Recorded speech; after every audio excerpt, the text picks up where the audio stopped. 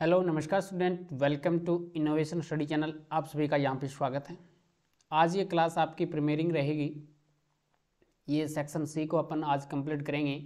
17 number से लेके 20 number तक ये 4 क्वेश्चन इस क्लास में अपन कंप्लीट करने वाले हैं। जितने भी विद्यार्थी क्लास में जुड़े हैं एक बार लाइक करें, शेयर करें, और अगर कोई विद्यार्थी चैनल पर नया है वो चैनल को सब्सक्राइब करके पास में जो बेल आइकन है उसको जरूर दबा लें, ताकि आपको प्रत्येक वीडियो का नोटिफिकेशन मिलता रहे। अब ज़्यादा टाइम बचा नहीं है एग्ज़ाम में, जल्द ही आपके एग्ज़ाम शुरू हो जाएंगे, तो इससे पहले पहले आप एक दो बार इसका रिवीजन जरूर कर लें, निकाल लें सारे के सारे मॉडल पेपर। तो चलिएगा शुरू करते हैं आज की क्लास में बिना किसी देरी के। एक समांतर श्रेणी आपको दे रखी है। एक समांतर श्रेणी में प्रथम 6 पदों का योगफल 42 है। इसके 10वें पद तथा 30वें पद में अनुपात 1:3 है। इस समांतर श्रेणी का प्रथम और 13वां पद ज्ञात कीजिए। तो यहां पे लिखेंगे दिया है, दिया क्या है, प्रथम 6 पदों का योग S6 = 42 दे रखा है। S6 का फॉर्मूला क्या होता है, n का मान 6 दे रखा है, 6/2, n/2 का फॉर्मूला होता है। इस हिसाब से लिखेंगे 2a + 6 - 1 × d = 42। तो 6/2 3 हो जाएगा, 6/2 तीन बार कटेगा तो ये 3, ये होगा 2a + 6 - 1 5d = कितना है, 42 है। 42 3 से कटेगा, 3 × 3 14 2 28, 14 3 42, 14 आ जाएगा 14 3 42। ठीक है, तो ये आपके पास में बन जाएगा 2a प्लस में 5d = 14। इक्वेशन नंबर 1 है। इक्वेशन नंबर क्या बन गई, 1 बन गई। 10वें और 30वें पद में अनुपात दे रखा है आपको दे रखा है a10 / a13 = आपको दे रखा है 1/3 दे रखा है। कितना दे रखा है, 1/3 दे रखा है। तो a10 को क्या लिखेंगे, a प्लस में 9d लिखेंगे। और a13 को क्या लिखेंगे, 13 है या 30 है, 30वें पद, 10वें और 30वें पद है, अभी 13 नहीं है यहाँ पे, तो आप यहाँ पे क्या कर लेंगे, 30 कर लेंगे, 30।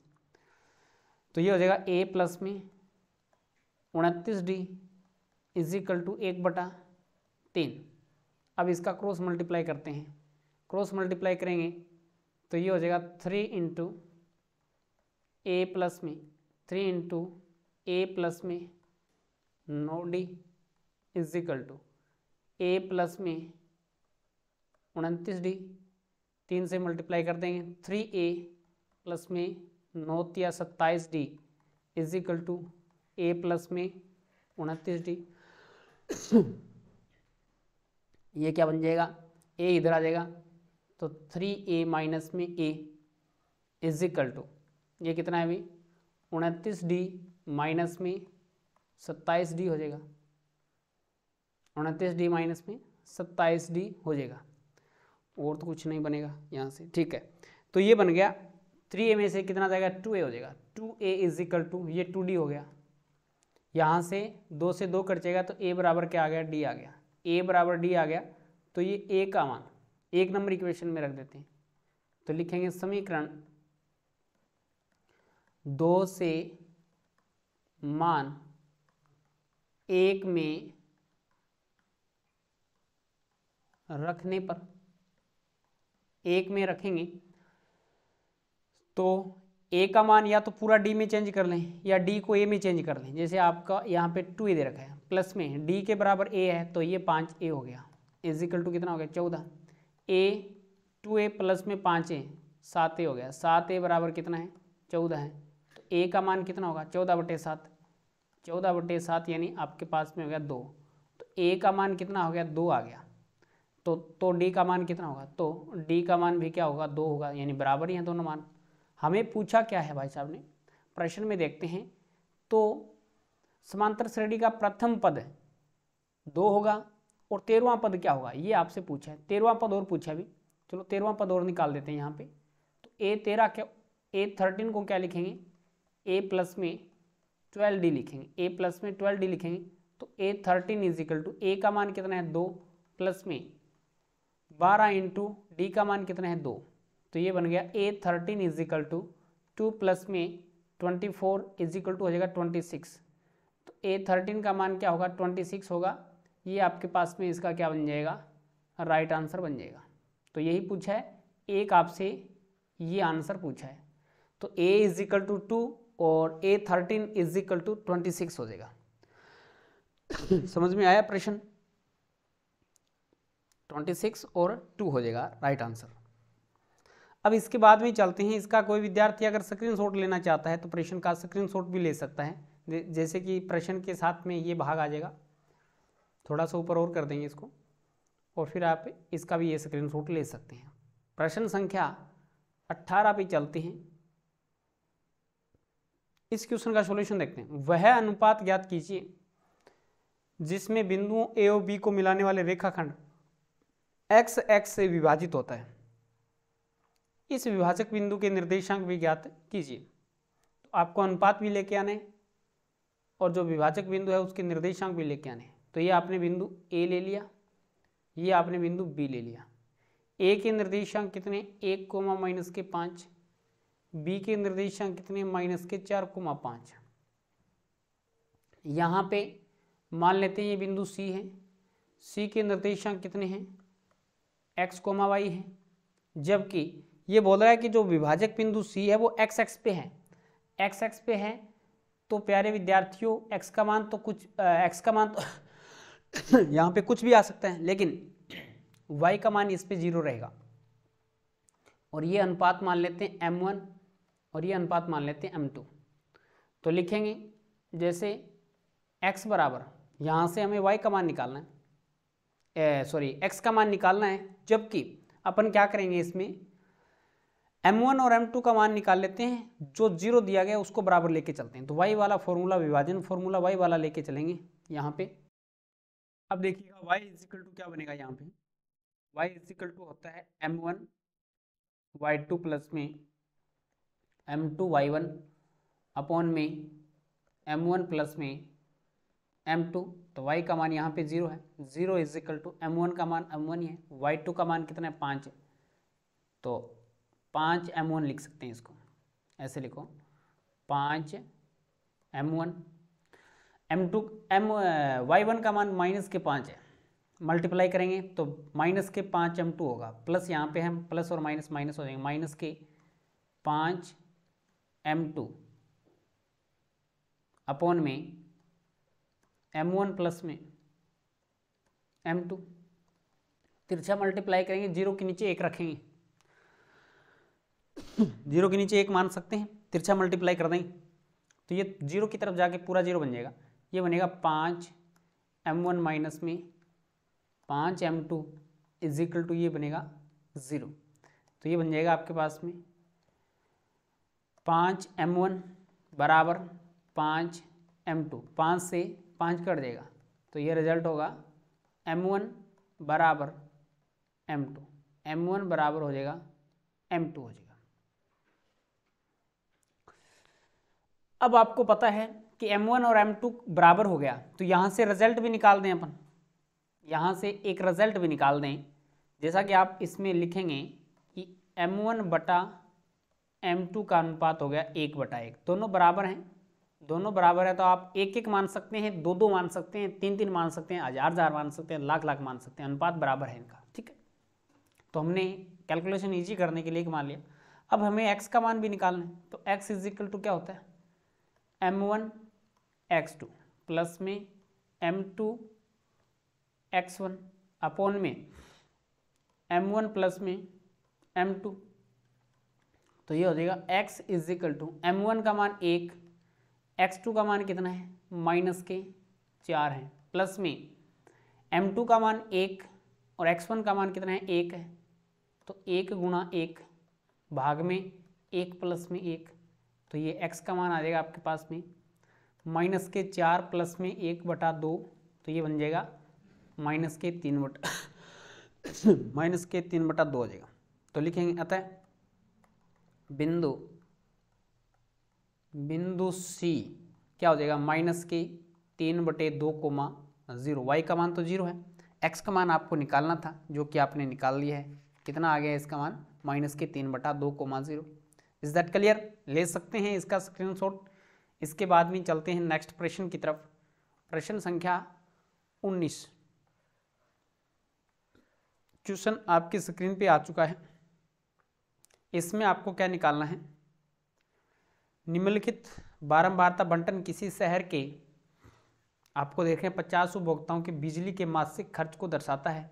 इन आंकड़ों का बहुलक ज्ञात करना है।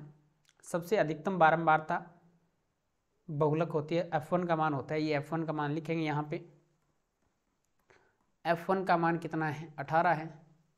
F0 का मान इससे पहले वाला है 13। F2 का मान इससे नेक्स्ट है 12। L का मान इसके सामने जो वर्ग अंतराल है 20 से 30, तो इसकी निम्न सीमा होगी 20। H का मान कितना हो जाएगा? बीच का अंतर 10 हो जाएगा। ठीक है, तो ये हो जाएगा आपके पास में बहुलक Z = L प्लस में F1 माइनस में F0 अपॉन में 2F1 माइनस में F0 माइनस में F2, और ब्रैकेट में यहाँ पे कर देंगे आप मल्टीप्लाई में H है। L का मान कितना है? 20 है। 20 प्लस में F1 का मान कितना है? 18। 18 माइनस में F0 का मान है 13 अपॉन में 18 दूनी 36 माइनस में F0 का मान 13, F2 का मान 12 इंटू में 10। तो ये हो जाएगा Z = 20 प्लस में 18 माइनस में 13 5 हो जाएगा। 18 दूनी 36, 13 और 12 25 हो जाएंगे। 25 निकालेंगे 36 में तो 11 आ जाएगा, गुणा में 10 है, 10 5 50 हो जाएगा। तो ये हो जाएगा 20 प्लस में 10 5 50/11 भाग देंगे तो ये बन जाएगा 20 प्लस में 50 में 11 का भाग देंगे, 11 चौके 44, बच गए 6 60, 11 5 55, फिर 5 फिर 44, तो ये हो जाएगा आपके पास में 24.54। 24.54 इसका क्या बन जाएगा? राइट आंसर बन जाएगा। तो इसका बहुलक कितना आएगा आपके पास में? 24.54 आ जाएगा। ठीक है, नेक्स्ट प्रश्न की तरफ चलते हैं।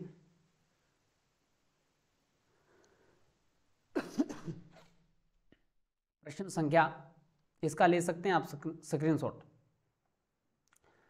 प्रश्न संख्या दे रखी है आपको 20।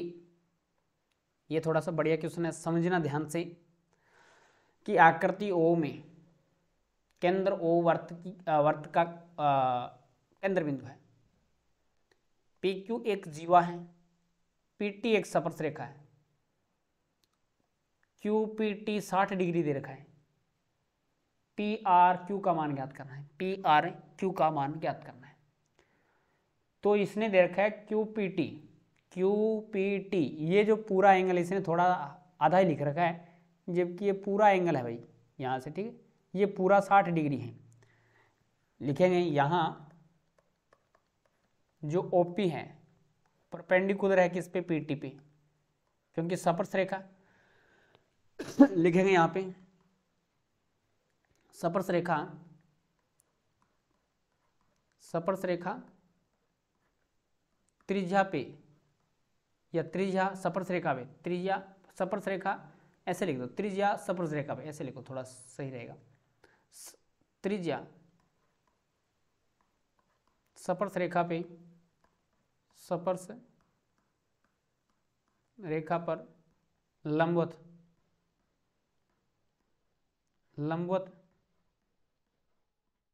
होती है।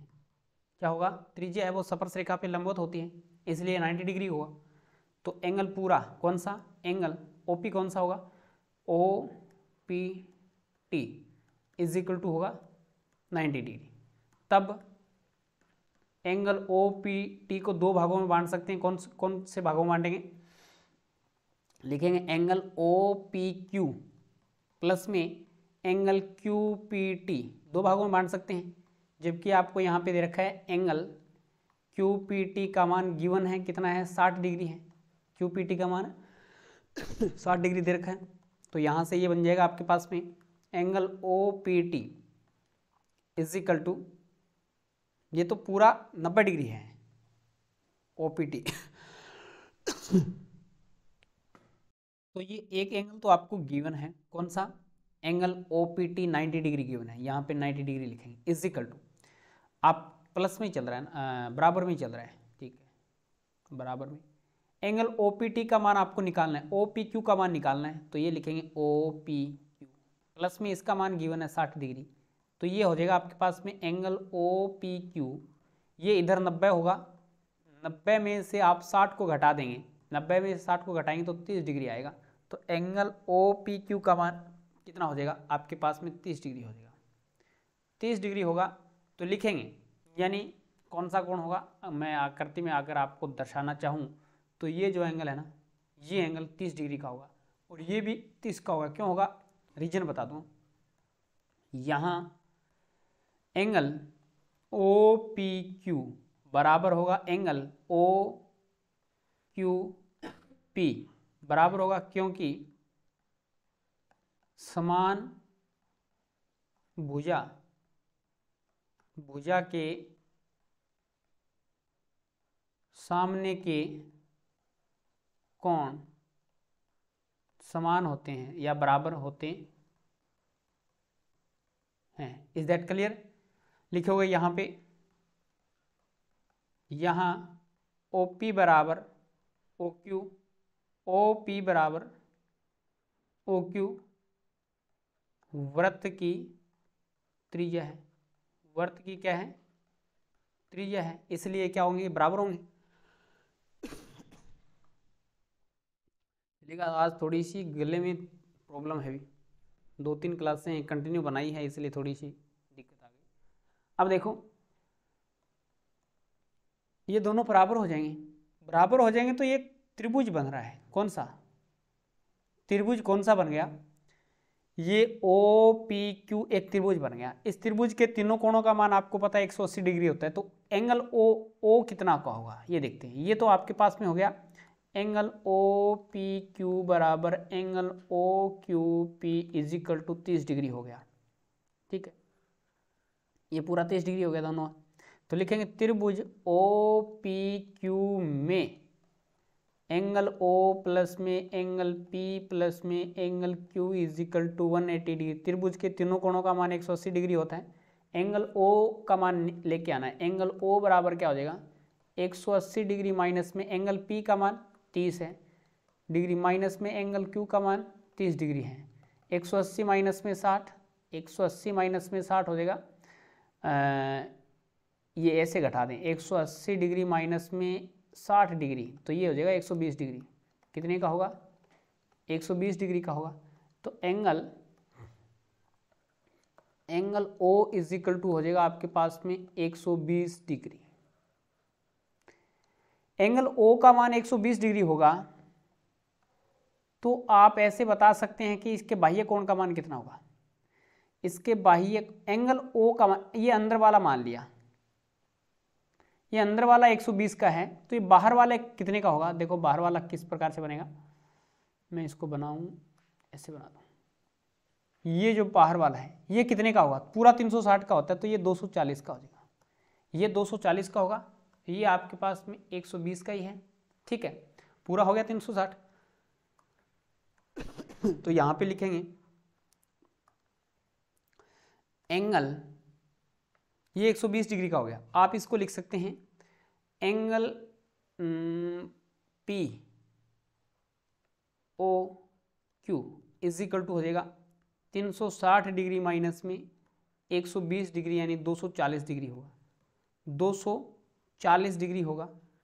आपसे पूछा कौन सा एंगल है, आपसे पूछा कौन सा एंगल है, ये पूछा भी PRQ, ये एंगल पूछा है और ये एंगल पूछा है, तो ये हमें बताना है। जबकि एक डायग्राम बनाऊं मैं, यहाँ पे एक सर्कल है और इस सर्कल पे इन दो रेखाओं के द्वारा, जैसे मान लिया कि इन जीवा के द्वारा, ये आपके पास में कोई जीवा मान ले, जैसे ये जीवा माने, या आप एक प्रकार से चाप मान सकते हैं, AB चाप है। इस चाप के द्वारा वर्त की परिधि पे बनाया गया कोण, वर्त की परिधि पे बनाया गया कोण और वर्त के केंद्र पे बनाए गए कोण में क्या रिलेशन होता है कि जो वर्त के केंद्र पे जो एंगल बना है, वर्त के केंद्र पे जो एंगल बनाना O बिंदु पे, इसका मान इस बिंदु P पे जो कोण बना है इसके मान से दुगना होता है। अगर ये कोण P 50 डिग्री का है तो ये हमेशा 100 डिग्री का होगा, अगर ये 60 का है तो ये 120 का होगा। ये इसमें रिलेशन होता है कि वर्त की यानी उसी जीवा या उसी आप बोल सकते हैं चाप के द्वारा वर्त की परिधि पे बनाए गए कोण का वर्त के केंद्र पे बनाए गए कोण का मान दुगना होता है। ये बात आप बोलेंगे, समझेंगे, लिखेंगे, ठीक है, इतना समझ गए।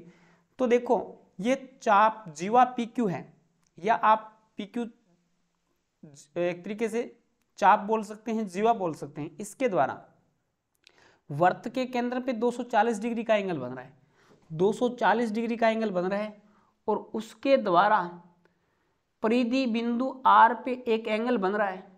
इसका मान कितने डिग्री का होगा? 240 का आधा हो जाएगा 120 डिग्री का, 240 का आधा हो जाएगा आपके पास में 120 डिग्री का। तो ये कितने का होगा? तो लिखेंगे, जो बात आपको लिखने है वो इस हिसाब से लिखने, यहाँ पे लिखेंगे, ठीक है। तो लिखेंगे यहाँ एंगल O नहीं लिखेंगे, यहाँ पे लिखेंगे POQ is equal to POQ is equal to two angle of कितने का होगा? ये कौन सा है? इसका दुगना होगा, जो हमें निकालना है वही तो कर देंगे। तो PRQ कर देंगे, PRQ कर देंगे, तो एंगल PRQ करेंगे। रीजन आपको पता है कि वर्त की परिधि पे, वो बात लिखवा नहीं, मैंने आपको बता दी कि वर्त की परिधि पे बना कोण वर्त के केंद्र पे बने कोण का आधा होता है, ठीक है। तो यहाँ से आप लिखेंगे angle PRQ is equal to 1/2 angle POQ। तो ये बन जाएगा angle PRQ is equal to 1/2, ये हो जाएगा 240 का आधा हो जाएगा 120 डिग्री। तो ये हो जाएगा angle PRQ is equal to 120 degree, 120 degree. ये आपके पास में प्यारे विद्यार्थियों राइट आंसर बन जाएगा। यही तो आपको निकालना था, यही तो आपको निकालना था। तो आप इसका इस हिसाब से स्क्रीनशॉट ले सकते हैं, इसका लीजिएगा स्क्रीनशॉट। इसके बाद में थोड़ा सा ऊपर की तरफ कर देता हूँ मैं इसको, अब आप इसका भी ले सकते हैं स्क्रीनशॉट। इसके बाद में बचा है D सेक्शन, वो अपन करेंगे कल की क्लास में। क्लास कैसी लगी कमेंट करके ज़रूर बताएं, अच्छी लगी हो तो लाइक और शेयर जरूर कीजिएगा। चलेगा, आज की क्लास में इतना ही, नेक्स्ट क्लास में मिलेंगे कुछ नए के साथ। जय हिंद, जय भारत।